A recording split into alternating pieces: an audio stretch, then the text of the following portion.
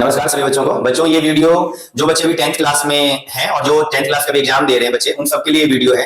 हम यहाँ पर बात करने जा रहे हैं 10th के बाद जो आप सब 11वीं क्लास 11th क्लास में जो आप सब्जेक्ट सेलेक्ट करते हैं, जो स्ट्रीम सेलेक्ट करते हैं, साइंस है, कॉमर्स है या आर्ट्स है या वोकेशनल स्ट्रीम है, तो इन सब स्ट्रीम के अंदर आपके पास डिफरेंट डिफरेंट सब्जेक्ट होते हैं। तो मैं स्पेशली इकोनॉमिक्स की बात करूंगा। मैं सिर्फ अर्थशास्त्र की बात करने जा रहा हूँ। इकोनॉमिक्स हिंदी में हम उसको अर्थशास्त्र कहते हैं। नाम भी बहुत यूनिक है। अब इंग्लिश में इकोनॉमिक्स और हिंदी में अर्थशास्त्र। अर्थशास्त्र का मतलब, अर्थ का मतलब पैसा और शास्त्र का मतलब मैनेज करना, पैसे को मैनेज करना, रिसोर्सेज को बेहतर तरीके से यूटिलाइज करना ही इकोनॉमिक्स है। और इकोनॉमिक्स का बहुत पुराना इतिहास है, आजकल का नहीं है। हम इकोनॉमिक्स को जब पढ़ने के लिए जाएंगे तो बहुत ही इंटरेस्टिंग सब्जेक्ट है, डे टू डे लाइफ से रिलेटेड। तो हम आज जो बात करने जा रहे हैं इकोनॉमिक्स से रिलेटेड है। और 11वीं क्लास में जो बच्चे economics as a subject select करने वाले कौन कौन कर सकता है? तो बेसिकली जो इकोनॉमिक्स है वो आर्ट्स का सब्जेक्ट है। जो आर्ट्स स्ट्रीम जो ह्यूमैनिटीज है उनमें ये सब्जेक्ट के तौर पर आता है। और ये सब्जेक्ट आपको कॉमर्स के बच्चे भी कॉमर्स के एक मेन सब्जेक्ट के तौर पर इसको कंसीडर किया जाता है। आर्ट्स में तो है ये सब्जेक्ट, प्लस में साइंस के स्टूडेंट भी इसको पढ़ते हैं एडिशनल सब्जेक्ट के तौर पर। तो ऐसा नहीं है, पर ये मेनली आर्ट्स और कॉमर्स में नजर आता है। प्लस में इकोनॉमिक्स कौन ले सकता है? बेसिकली इसके लिए जो स्कूल के पास अपने अपने क्राइटेरिया होते हैं। मैथ्स में कुछ वो 55 60 65 मार्क्स वो मांगते हैं मिनिमम, वो हर साल बदलता रहता है। वो आगे से ही सीबीएसई से आता है कि कौन ले सकता है कौन नहीं ले सकता। पर मैथ के मार्क्स बहुत ज्यादा जरूरी होता है इकोनॉमिक्स लेने के लिए। प्लस में इकोनॉमिक्स किसी के कहने सुनने से नहीं लेना है। अगर आपको सच में इंटरेस्ट है ये बहुत अच्छा सब्जेक्ट है पढ़ने के पॉइंट ऑफ व्यू से, समझने के पॉइंट ऑफ व्यू से। सिर्फ पेपर पास करने के लिए आप इसको सब्जेक्ट के तौर पे लेना चाहते तो मत लीजिए, मेरा क्लियर सजेशन होगा। पर आपको सीखना चाहते, क्योंकि देखिए किसी भी फील्ड में आप हैं पर आपको अपने रिसोर्सेज तो मैनेज करने हैं ना भाई। आप अगर कोई 20,000 कमा रहा है, कोई 30,000 कमा रहा है, कोई 50,000 कमा रहा है, उस पैसे को सही तरीके से कैसे मैनेज करें, रिसोर्सेज को कैसे मैनेज करें, कहां खर्च करें, कहां खर्च ना करें, ये सारी चीजें हमारे लिए डे टू डे लाइफ में इकोनॉमिक्स की यूज हम ऐसे ही समझ सकते हैं। जैसे बच्चे के जन्म लेने से लेकर मृत्यु तक ये जो पूरा सफर है, इस पूरे सफर में इकोनॉमिक्स का हर जगह यूज है। बाजार जाते हैं वहां भी इकोनॉमिक्स है। डिमांड, सप्लाई, ये टर्म्स आप सुनते होंगे, प्राइस, कॉस्ट, ये वर्ड सुनते होंगे। ये सब कहां है? ये सब के सब इकोनॉमिक्स में आपको देखने को मिलते हैं। तो हम यहां पर उसको रिलेट करने की कोशिश कर रहे हैं कि इकोनॉमिक्स हमारी डेली रूटीन में, हमारी जो दिनचर्या होती है, हमारा जो डेली का काम होता है, काम काज उसमें कैसे जुड़ा हुआ है। हम उससे इकोनॉमिक्स से बचते नहीं है। हम साइंस लेकर भले पढ़ ले, हम इकोनॉमिक्स हमारे साथ है वहां भी। और जो बच्चे स्पेशली इकोनॉमिक्स को बहुत अच्छे से समझते हैं वो अपने देश दुनिया को बहुत अच्छे से जानते हैं। अब यहाँ पे आप देखते होंगे जीडीपी वर्ड बहुत आता है, बजट का वर्ड बहुत आता है। ये बजट सब कहाँ हम डिस्कस करते हैं? बजट सबके बारे में पढ़ाई लिखाई कहाँ करते हैं? इकोनॉमिक्स में करते हैं। यहाँ पर सामान का बेचना, खरीदना, एक देश से दूसरे देश सामान भेजना, मंगवाना, कहाँ बात करते हैं? सब इकोनॉमिक्स में बात करते हैं। अब हमारे लिए क्या है, 11th 12th में एक इंट्रोडक्शन है इकोनॉमिक्स का लेकर। इसका तो एक लंबा चौड़ा काम है। हम 11वीं में, हम यहाँ से 9th से हमारे लिए इकोनॉमिक्स शुरू हो जाता है। 9th में आपने इकोनॉमिक्स पढ़ा होगा। 9th में जो इकोनॉमिक्स पढ़ा वो बेसिक इकोनॉमिक्स है, जिसमें आपका एक सब्जेक्ट है एसएसटी का, सोशल स्टडी में एक सब्जेक्ट है इकोनॉमिक्स है। और एसएसटी के साथ वो 4 सब्जेक्ट होते हैं, उसमें इकोनॉमिक्स भी था। 10th में भी आपने पढ़ा। पर 11वीं क्लास के बाद इकोनॉमिक्स का सफर अलग हो जाता है, वैसा नहीं रहता। पर धीरे धीरे 11वीं 12वीं, then after graduation, post graduation, PhD, इस तरह से प्रोसेस है। आप इकोनॉमिक्स में आगे बहुत अच्छा कर सकते हो। तो अगर हम 11वीं की बात करें तो 11वीं क्लास में बच्चों हमारे पास जो इकोनॉमिक्स सब्जेक्ट है, हम यहाँ पे लिख रहे हैं इकोनॉमिक्स, ध्यान से देखिएगा, इकोनॉमिक्स सब्जेक्ट है। एक वर्ड इकोनॉमी भी होता है, ये तो हम क्लासेस में जरूर बात करेंगे। सब्जेक्ट एक वर्ड होता है इकोनॉमी, ये वर्ड भी है। तो ये दोनों वर्ड अलग है, सेम नहीं है। इकोनॉमिक्स सब्जेक्ट का नाम है जिसमें हम बहुत सारे अलग अलग प्रकार के इंस्ट्रूमेंट समझते हैं, पढ़ते हैं, जानते हैं, अपने इकोनॉमिकल प्रॉब्लम को डील करने के बारे में सीखते हैं। कैसे हमारी इकोनॉमिक प्रॉब्लम है? मेन जो हमारी इकोनॉमिकल प्रॉब्लम है वो है रिसोर्स लिमिटेड है, हमारे वांट्स अनलिमिटेड है। ये वर्ड सब आपने सुनते हो, पर हम इसको अलग अलग तरीकों से बोलते रहते हैं। तो इन सब चीजों को कैसे समझना है, इसको डील कैसे करना है, ये हमें इकोनॉमिक्स सिखाते हैं। Resource limited, resource unlimited, human wants and then after alternative uses, ये सब चीजें हैं। तो इसको कैसे अपने को टैकल करना है, ये इकोनॉमिक्स में हमें सिखाया जाता है। पर इकोनॉमी क्या है? इकोनॉमी एक जगह से है। जैसे आप वर्ड सुनते हो ना, Indian economy, Australian economy, Chinese economy, American economy. ये वर्ड इकोनॉमी किसी न किसी देश के साथ जुड़ा होता है। इकोनॉमी का मतलब किसी जगह से है जहां पर क्या होता है, ह्यूमन बीइंग्स, हम सब, आप सब रहते हैं, वहां कामकाज करते हैं, अपनी लाइवलीहुड के लिए इनकम जनरेट करते हैं, कुछ एक्टिविटी करते हैं, कुछ प्रोडक्शन एक्टिविटी में एंगेज होते हैं। तो उसको हम इकोनॉमी कहते हैं, जहां पर ये कामकाज होता है। ठीक है, तो इकोनॉमी अलग चीज है और इकोनॉमिक्स अलग चीज है। तो हम बात करें इकोनॉमिक्स की, इसको हम थोड़ी देर के लिए साइड कर देते हैं। ठीक है, तो इकोनॉमिक्स को 11वीं क्लास में 2 सेगमेंट में देखा गया है, 2 हिस्से होते हैं। मैं स्पेशली अभी 11वीं के जो 11वीं बच्चे लेने जा रहे हैं इकोनॉमिक्स, उनके लिए वीडियो है प्रॉपर। अब मैं थोड़ा सा 12वीं क्लास को भी टच करूंगा ताकि 11वीं के बाद 12वीं में जब वो बच्चा इकोनॉमिक्स को कैसे देखता है वो भी समझ लेगा। तो इकोनॉमिक्स में जो हमारे पास 2 पार्ट है, क्लास 11 में 2 किताबें हमें पढ़ने को मिलती है 11वीं क्लास में। जो पहली किताब है अपने को माइक्रो इकोनॉमिक्स है। क्या बच्चों? Micro economics. माइक्रो इकोनॉमिक्स है फर्स्ट, एंड सेकंड वन है स्टैटिस्टिक्स।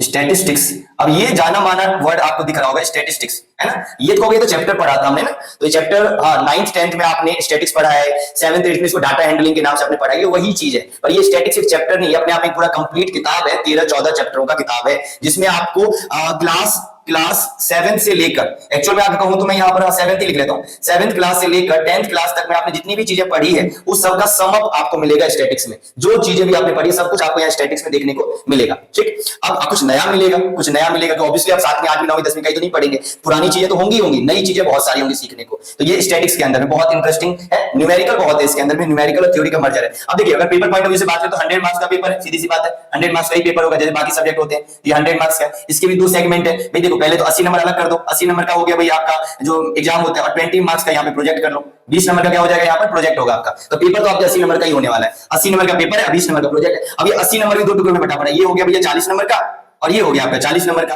अब ये जो 40 नंबर 80 नंबर हो गया। अब इस 40 नंबर अगर हम बात करें थोड़ा सा कि हमें किस तरह से हम अपनी चीजों को समझते बोलते हैं, तो ये 40 नंबर में लगभग 20 to 25 मार्क्स के आपके न्यूमेरिकल होते हैं, और एक्चुअल में 20 to 25 मार्क्स के न्यूमेरिकल यहीं से नहीं है, इसमें कुछ नंबर हमें माइनस करना पड़ेगा अभी। ये न्यूमेरिकल इसमें जो है टोटल 80 में 20 to 25 मार्क्स का न्यूमेरिकल है, इस 40 में आपका लगभग 15 से 15 नंबर, हाँ लगभग 12 से लेकर 15 नंबर तक के बीच में आपका न्यूमेरिकल, 12 से 15 नंबर का न्यूमेरिकल इस स्टैटिक्स से निकल के आता है। ठीक है, हम चैप्टर बाय चैप्टर जाएंगे तो हम अलग से बताएंगे इसके बारे में डिटेल में, अभी बस रफली आपको बता रहा हूं। तो लगभग आपका यहाँ बच जाता होगा कि जिस हिसाब से हम बात करें तो लगभग 35 नंबर, 30 से 35 नंबर आपकी मान के चलिए इसमें, सॉरी ये हो जाएगा आपका 25 से लेकर 40 नंबर तक, आपका 20 से 25 हो जाएगा ना आपका, हाँ 20 to 25 नंबर, 20 to 25 मार्क्स का, 25 मार्क्स आपका यहाँ 28 होना चाहिए, तो 20 to 25 मार्क्स मान रफली ये आपका स्टैटिक्स में चला जाएगा, 20 से 25 नंबर स्टैटिक्स में हो जाएगा। अब यहाँ पर आओगे तो यहाँ पर थ्योरी के पोर्शन में अगर हम बात करें, माइक्रो इकोनॉमिक्स के अंदर में जो हमारी micro economics, introductory micro economics. अब माइक्रो का मतलब पहले समझ ले, थोड़ा सा बात कर लेते हैं। देखो क्या हुआ है कि इकोनॉमिक्स को 2 हिस्सों में बांटा गया, इकोनॉमिक्स 2 पार्ट में डिवाइड किया गया, एक माइक्रो और एक मैक्रो।